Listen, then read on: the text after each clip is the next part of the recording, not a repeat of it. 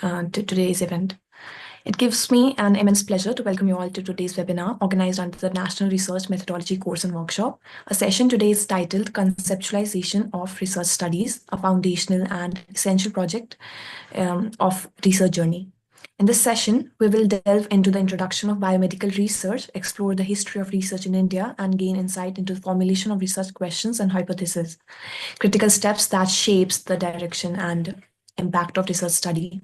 We are truly honored to have with us a distinguished speaker, Dr. Soumik, a renowned medical doctor and faculty member at one of the Asia's most prestigious universities. His remarkable journey in both academia and creative writing stand as a testament to the power of interdisciplinary excellence.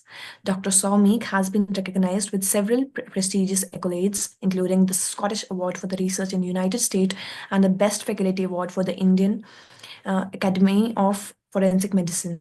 He is also recognized by the Indian Association for the Cultivation of Science, an institution associated with the legendary C.V. Raman.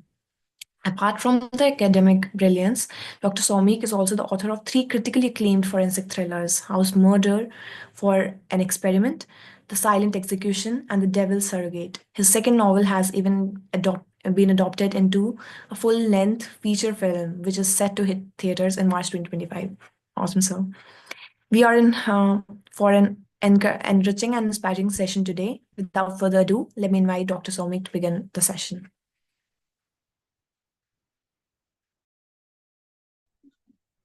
Am I audible, Simran? Yes, sir, you are very much audible. Yeah, thank you very much for that very nice introduction. It was, thank you. Thank you for all the kind words that you gave me. I thank your association, the Global Association, Dattatreya, who invited me on your behalf, and you and all the people who are involved with the organizations and are taking such good steps to take research forward. Because look, whenever we enter the medical field, I'm more of I like to speak in non-conventional terms. There's a PowerPoint I've given to you already. I think you can do the screen share. That's not an issue. But I like to keep it like extempore, like most of my talks I give everywhere in the world where I go regarding research and creative work. Because see, I think that both go hand in hand. And in various of my interviews in various medias, I have always highlighted that, and I have looked to make research interesting for my students during my tenure of teacher as in National Medical College, Calcutta National Medical College, which is one of the oldest in Asia. It's an over 100-year-old college, and it's got a very rich heritage. And I have allowed people to come into research on their own, and students have published about 26 papers with me, the UG students, which is not very common anyway, because you know that obviously. So anyways, without going into further things, I'll look into talk to you what is research first, that why we are interested in research and why should we do research. That is the first most important thing, because like it's a conceptualization of research studies I have shown. And you can move on to the next slide. That research is usually what is it? It is a creation of new knowledge from what we already know, and it is to generate new concepts, the methodologies, understandings, and it could include synthesis and analysis of previous research to the extent that it leads to new and creative outcomes. That's what is written in the definition. But what actually is the origin of the word research? It comes from the Middle French word recherche, which actually has various meanings, but in case of research is to go seeking. And when we go seeking, we go searching, and we've tried to find new meanings to what we know already. So what should be the most important step of research? You can go on to the next slide. Can you go to the next slide? Yeah. So biomedical research, before you come into that, yeah, just go back one back, please. Just skip one. Yeah, it's a broad field. Usually it investigates a lot of things. It brings us like we are Simran, we are mainly addressing doctors, I think, medical students and doctors. Is that so? Yeah. So whenever it is that the medical research comes into thing, we have this ICMR, as we all know, the Indian Council of Medical Research, which was previously known as the Indian Research Fund Association, and which later on became the ICMR. The ICMR is a government-run body. Government-run means it's an autonomous body, but under the government of India usually, and they function and help to developed research in UG level as well as the postgraduate level. Now, at UG level, when you are doing research, there are various aspects to be thought of when you are thinking about doing research. So what is the primal thing is you have to know how much you know about a subject, how much you are interested in that subject, and how far your knowing can be enhanced if you go into research. Because normally what happens, as I have seen in my medical career, myself as a researcher, when I won the Scottish Award, etc., I was a student myself in PG. So those happened when I was very young. And I saw that when I went to US for research and I did work on nanotechnology and these aspects and various newer parts of forensic medicine, I found that most of the subjects are interlinked. It's not that you're researching in medicine, that means it's got only to do with the treatment of the patient.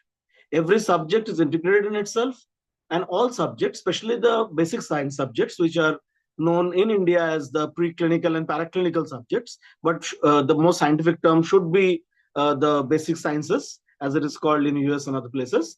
And the basic sciences play a very important and key role whenever you're wanting to do any treatment or even research, because you have to develop new things. You have to go to the basic sciences. Other than the basic sciences, you cannot develop something new, because uh, medicine, surgery, gynecology, pediatrics, all these type of subjects, these are more of applied sciences. You need to apply the knowledge of the basic sciences with your clinical acumen, and with the two combined together, you become a good doctor or a good clinician. But often what happens in India is that there's a lopsided interest in doing the clinical side. I myself, when I gave various interviews in Lexicon and similar magazines regarding this, I have told them that this is where I wanted that a basic subject could reach a level of excellence in research, because that is where the research domain lies. And it should be that biomedical research should be a broad field, and that should be to improve the various ways that you can use molecular biology, genetics, physiology, intend to develop advanced treatments, diagnostics, therapies, and cures. Is that not? And you see that even the highest prize in these topics, that is a Nobel Prize, usually said Nobel Prize in medicine or physiology. That's what it's called officially. So you understand what the importance of physiology is in the whole thing. Now that physiology is a much broader sense physiology, but still not the just medical physiology, what we mean in the medical parlance, but whatever be it, but it's the basic sciences which count more importantly when we are looking for doing research. So we can move on to the next slide. The history is quite rich. As I said, it dates back from Ayurveda and the Shushruts surgical techniques and everything. And then the ICMR came up after this Indian Fund, Research Fund Association. But beyond ICMR, I should like to tell you something, that various students have done research under me with ICMR as well as without ICMR. That sometimes what happens, ICMR has got some specific research, what you call projects, where you undergraduate students, I believe the majority of the students today are undergraduate students, so I am addressing from that place, that you are able to apply to those grants. There are a few small grants now, 50,000 rupees or something like that, that they give for undergraduate students now. And that's a very encouraging move that they do, very good thing. And you can apply for that. And you need just a guide and a co-guide, or sometimes only a guide from your institute, and you can apply in any subject, in any, but first, what do you need to do that? You need to understand that how to do research. That is the most important, and your topic of lecture today as well, that how to conceptualize the research. So what we need to know is what is known in that subject. Suppose you want to investigate anything, suppose a dimorphism of a, I'll go on simple thing, dimorphism of an orbit, suppose in the skull. And when you do that, you need to know just not the simple like what the anatomical landmarks and the simple anatomical things that are said in the books to differentiate between male and female skull. But nowadays the differentiation is more mathematical. It's just based on discriminant function and similar like things. And most of my papers, over 50 publications, I've got on these things related. And you must not be daunted by absence of resources, because what will happen in India is, in various institutes, you will not have exactly the resources and the all the facilities for research, and that might put you off sometimes. That might said that such and such things are not available in our labs, or things like that. There's a very common thing that happens. Somebody studying in All India Institute of Medical Sciences, Delhi, might not have the same hindrance, while somebody is studying in a new medical college, because now many medical colleges are there, government and private, and they have developed across India. Every student has got that avenue of doing research. Why should we be hindered by that? So you shift to a subject which is good in your college, in your institute, and you do research accordingly, because the process is similar. Whether you're doing research at the undergraduate level or next secondary in the postgraduate or PhD or similar levels, the things are similar. What do you need to know? And I'll come back to translation research later on, because I'll rather go to the what is the important steps of research that is more important first. So we'll come back to those slides later. We'll come to this important steps of research. The first step is to do a literature review. You need to first read up on the topic that you are wanting to research on. Anything, any topic you want, you go to PubMed or you go to any other website, and you see that what are the papers that are available on this topic, what are the works that have been previously done on this topic. And once you know that, you have an idea as to how to proceed in the matter, because you have to first understand the problem. The problem has to be understood first, that where your research will be unique, where it can augment the studies, where it can be different from the previous studies, where are the weaknesses that the previous studies had, if any, and then you can improve on that. So first is knowing the literature review. So detailed literature review, as far as possible, as detailed as possible, is the most important part of the starting point of the research work. Okay, that is clear to you, I hope. And first thing is literature review. How you'll do the literature review, I told you, you know that yourself, I'm sure. And then you understand the problem, and then you formulate the research questions, the points that you want to address, the points that you want to take into view of your study after understanding the previous work, that I want to investigate this part of the work that was previously under research already by somebody else. Because there's something that is called that it is very difficult to do something original. You have to, even if you want to be original, like my books, you mentioned that I did not want to mention in this thing, but anyways, those are well acclaimed because of their originality. The way I have used research in literature and combined them gave me the accolades of the Indian Association of Cultivation of Science, which is a very famous organization internationally for basic sciences. So my literature and my films and everything and books are part of my research work only. It's nothing different. Anyways, it's being displayed in various areas. It's being shown in the West Bengal Center, Nandan, very famous. So it's good, it's okay. But I'm telling you that research can be used at every level, even in literature, in work, in your day-to-day domain, it can be used everywhere. But you have to develop a research hypothesis first. A research hypothesis is either you do a null hypothesis first, that something, no, there is no difference between the two things. And then you can say that that yes, this existent difference is there between two things. Suppose I give two examples of two populations, and I say that there is no difference between the two populations regarding blood pressure or something like that. But you find out through a basic pilot study that there's a difference, and you find that it is quite significant. So this hypothesis testing, the null hypothesis, either is accepted that there is no difference, or an alternative hypothesis that the difference exists is accepted.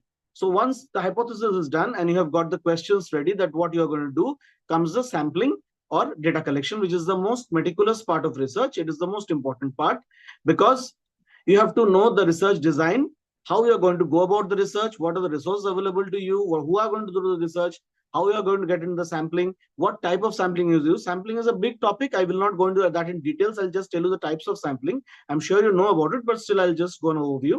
And it is usually that there are two types, that is probability and non-probability sampling, and the simple random sampling, clustered sampling, systematic sampling, stratified random sampling. And among non-probability, there is convenience sampling, there is consecutive sampling, quota sampling, snowball, and the purposive or judgmental sampling. There are various types of sampling. You can read up on them. Most commonly used is a simple random sampling. It is very easy to do. Comparatively, the other ones are more difficult to do, but they are more accurate. So you go for various types as required in various studies. So research design will have a complete framework of research work. The study, how the work will be executed, will include all the finer details, like how you'll recruit the samples, how you'll collect the data, how we'll format the data, and in a collaborative work, how and where the work will be split. Like today, for example, I'm telling you, you are doing this, I think, in association with this American Association of Students. I saw that.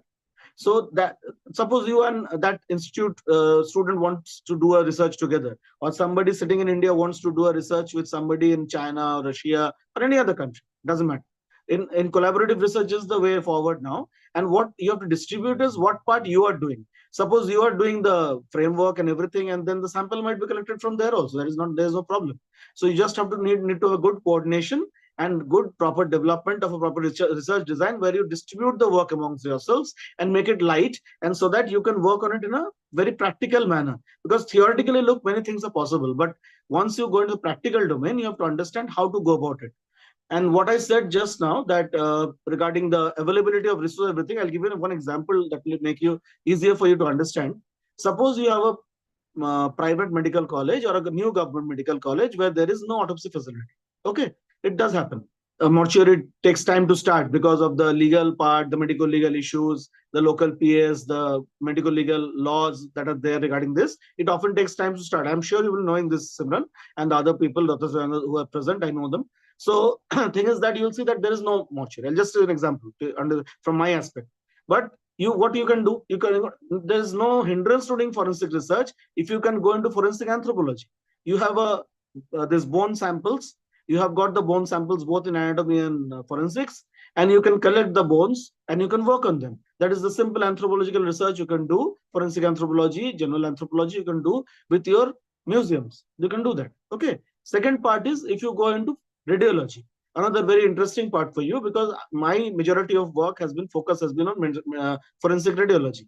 Forensic radiology using MRI of your hospital, CT scan of your hospital, you do a ethical clearance, you put a proper sample synopsis through your teacher, whoever your faculty is. It need not be the head of the department. It can be any faculty. It is forwarded through a dean and it's taken to the ethical committee. I'm speaking on the practical terms. Theoretical things you can see on the internet. It's not a big issue. But the thing how you do research, how you conceptualize is this only. You have to think how you do it. Suppose you want to see that the epiphysis of the knee, the TB and the femur, those ossification centers, how they can help you determining 18 years of age. It's something till date, internationally, it is not yet finalized. The 18 years of age. You can tell 17 years, you can tell more than 18 years, but whether it is exactly 18 years of age is very difficult to say. In fact, it's impossible to say till date from forensic point. And that is the most important point when it comes to application of forensic in case of legal real life cases. Because sometimes you will find the offender or the victim, both are in that zone, where in that twilight zone where their documents are not matching, or something they're saying, their defense lawyer will say that he's 17 years 10 months old, somebody will say he's 18 years 1 month old, and that is where the differentiation is difficult. Okay. And that thing is very, so this research has been ongoing various places. My own papers have been published international anthropology regarding MRI, use of MRI in knee, and you can use that. But even that is not accurate. My study also is not accurate. It has come close, but it has not been it has not been perfect as of yet. So you can always develop on new research. You can look up on new methods using MRI, CT scans to find out ossification centers and testing them. And then you find out that you can do this new research sitting in your hospital, in your college, just in your.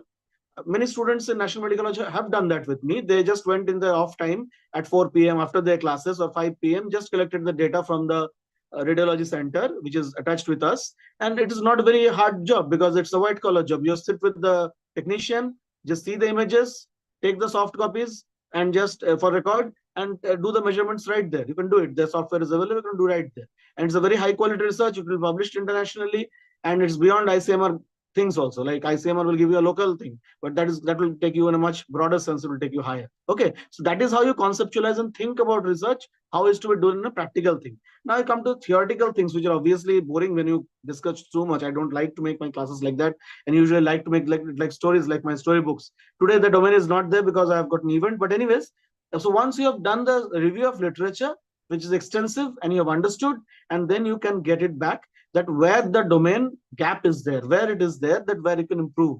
And then you can use whatever you find in a research in what is called translational research, which is you can use it first in animal experiments, suppose in pharmacology and such related researches, disease models sometimes tested on laboratory animals, drugs tested in comparison to controls, and then we take it to from the bench to the bedside. It is called the bench to the bedside, means from the lab you take it then gradually to the to the patient.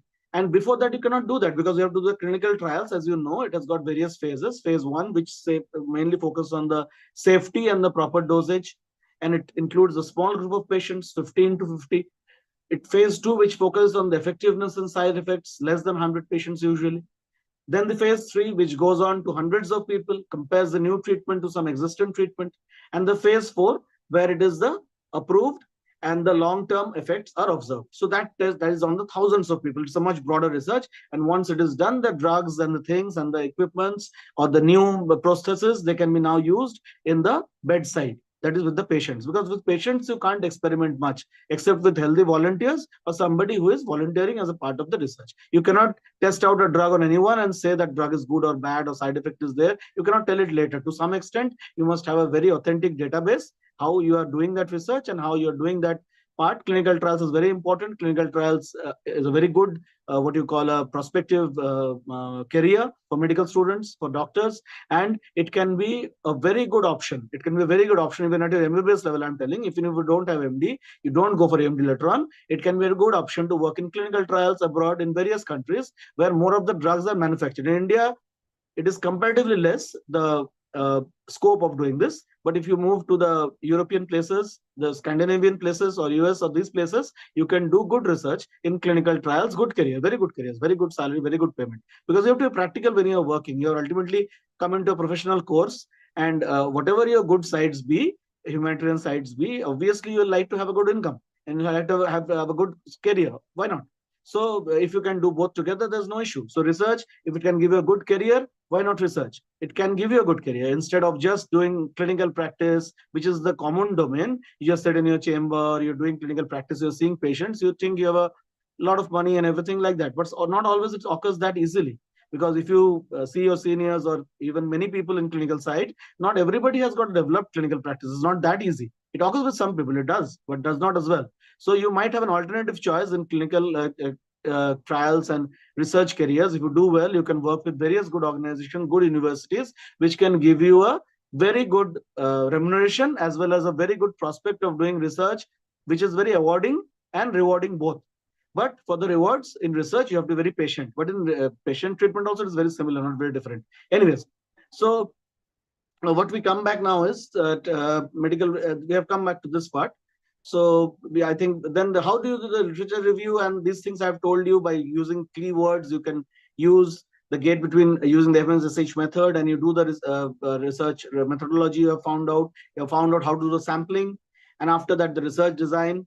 Research analysis you do by the usually the softwares. It is usually statistical softwares. Commonly used one is SPSS. There are other softwares as well, but common one is SPSS. There are various versions available. Most of them, the 1 or 2 versions which are absolutely updated, leaving that most are free. They're available as trial versions. Sometimes you can get the cracked version because they're expensive.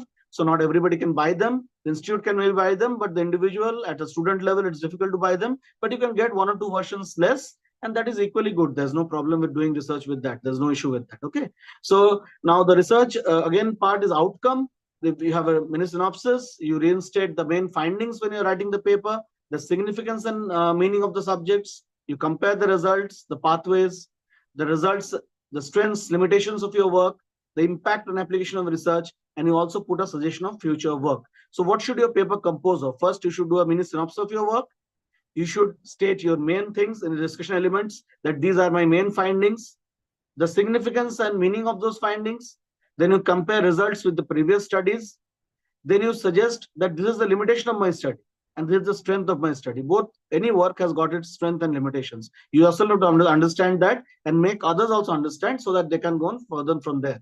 And the impact and the application of this research in practical clinical scenarios as well as practical forensic scenarios, like similar, like my subject I'm telling, it might be for different subjects, different way. And you can also give some suggestions that such and such studies, if done on a multicentric trial, suppose, or done on a multicentric basis, can give you better results. So you have to understand that this is the important part. Now I'll give a few 1 or 2 points on my forensic science highlights in research. They are the human, the parts I work in mostly at the present moment are on taphonomic understanding. I'm working with this Cologne University with one of my research scholars, and we are working together on a body farm concept. We don't have body farm in India. That's a big problem. Body farm usually is available in US and Europe in various places. You need a good body farm because forensic data, when it using taphonomy, using this growth of insects, maggots, everything, that can give you a TSD, time since death. This is very accurate when you use a body farm, but body farm availability is not there in India. So you have to do a model body farm, maybe like using parts of human bodies in the mortuary and using them as a body farm. But it's not that accurate, but we are doing that for the moment, trying to do that. But the accurate one is very good, and that will help in the development of the interdisciplinary use of this insect studies, which is a part of domain of biology, and combining that with medicine and forensic medicine. Forensic biomarker studies, among which I have got a lot of papers you can see on ResearchGate. Nanotechnology-based target modules, these are getting importance. it is not possible in this small domain and the short domain to get into the details of this. So I've just kept it a very short overview for you. And crime scene investigation and evidence interpretation, which is also very important part of forensic research, is the interdisciplinary part of forensic science and forensic medicine. So always you look for collaborative research, more and more for collaborative research, to collaborate between various departments. You work with medicine and pathology, these are common collaborations, but something research, something different, something that you can think about yourself, that this can be something innovative.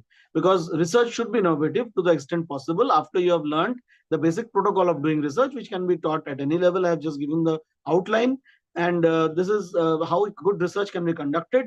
And these facilities, whatever is available to you, you can do research at your level, and you can be good at the basic research level. I think this much will be sufficient for now.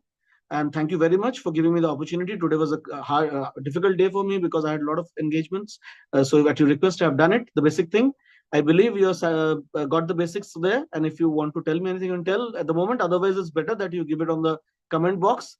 I will reply to the answers of your questions as it is possible for me as early as possible. Okay, thank you very much.